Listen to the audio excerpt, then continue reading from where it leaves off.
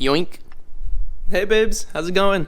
I just want to let you guys know that ART-CYCLOPEDIA is finally making a return. And I know in the grand scheme of things, it's only been about 3 months, but it's been too long for me, dang it. Anyways, today I have a special treat for you guys. Yes, indeed, I am talking about the slithery, the scaly, and highly venomous vipers.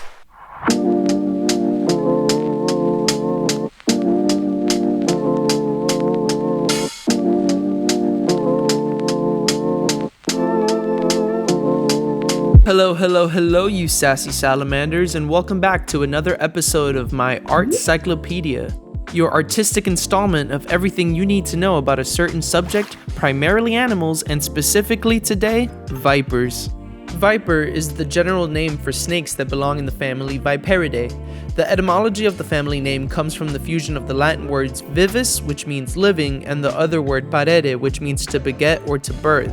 In other words, vipers are called as such because they exhibit a trait known as viviparity, which means they give live birth. I know, you're probably thinking what I'm thinking too. I thought snakes were reptiles and reptiles lay eggs. However, vipers are classified as ovoviviparous. Say that 3 times fast. Ovoviviparous, ovoviviparous, ovoviviparous. And what ovoviviparous means is that they do indeed have complete eggs. However, the eggs are fertilized and hatch inside of the mother's body.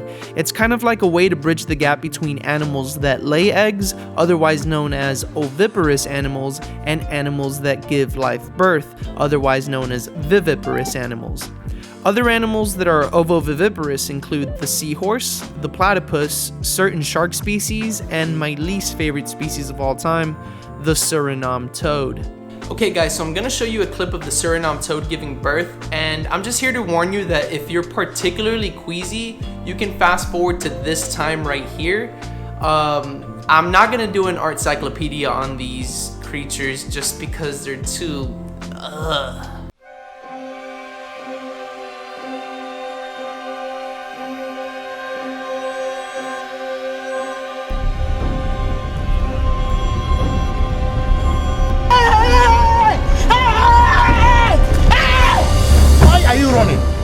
Why are you running? Okay, so back to snake talk. There are more than 200 species of snakes that are classified as vipers.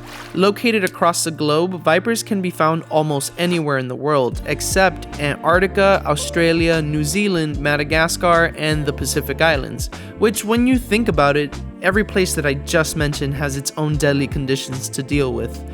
Regardless, the highest concentration of vipers can be typically found in Southeast Asia and Central Africa for the Old World, and the deserts of the United States and rainforests of Central and South America for the New World.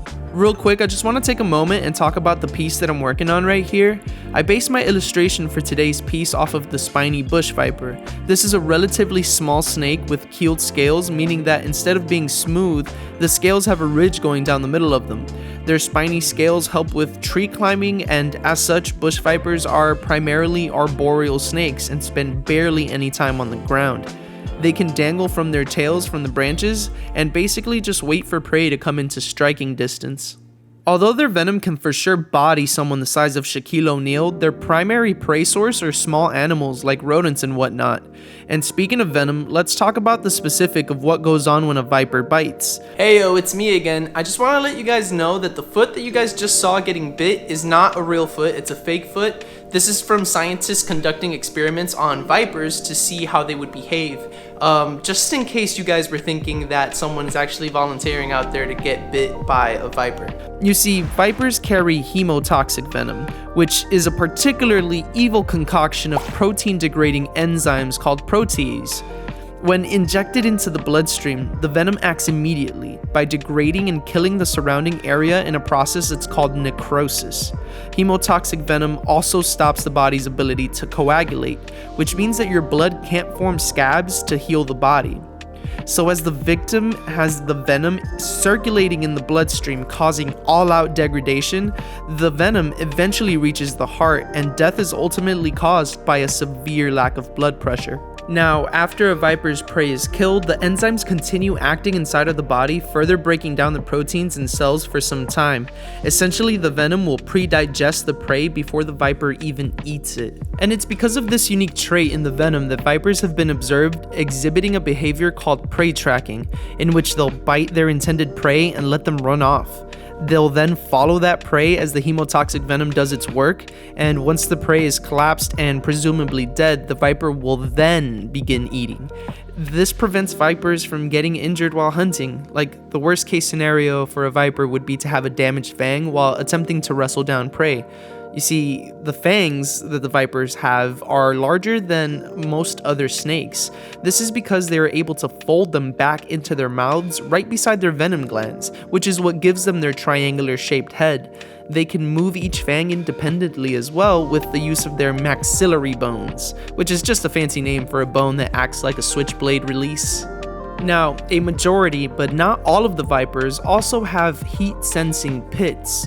Commonly mistaken for a nose, these pits allow the viper to see a thermal map of their surrounding area, which basically means vipers can see their prey in complete darkness. Snakes with heat-sensing pits are known as pit vipers, and can actually take prey tracking to the next level. You see, pit vipers can actually trace the proteins in their own venom and find their prey regardless of whether or not they can actually see where the prey is. You may have heard of the western diamondback rattlesnake located in the US. This snake is a prime example of a snake that will bite and release its prey. However, western diamondbacks are not indeed the most formidable viper. This title belongs to the largest of all vipers, the Gaboon viper. Located in Central Africa, the Gaboon viper has the record for the longest fangs of any venomous snakes, which can be up to 2 inches long. They are some heavy-bodied snakes, with some of them being measured up to 30 pounds and up to 5 feet long. They are ambush predators that hunt at night, and when they strike, they can output a ton of venom. Gaboons actually have the second highest venom output in the world, only behind the king cobra. Now, I know that vipers sound like they came straight from the depths of hell and are basically appendage-less killing machines, but here's why you shouldn't be as afraid of them. Let's take the Gaboon viper for instance. These snakes are actually very slow moving and also quite docile. Yes, they do have the ability to kill multiple people in one bite, but they don't want to use it if they don't have to. Rattlesnakes also, for example, are known for rattling their tails and giving fair warning to back away before ever coming close to striking. And researchers have observed through experimentation with the fake foot that most species of viper will actually attempt to run away if startled by a larger animal. The production of venom takes time and energy for these creatures, and they not only have to be strategic of when to bite, but also of how much venom is used when they do indeed bite. So much so that vipers have also been observed to dry bite, which means that they have bitten larger animals without actually injecting any venom. They just use this as a means to be able to get away. So just because vipers are naturally inclined to back away, doesn't mean that they won't bite. I mean, duh.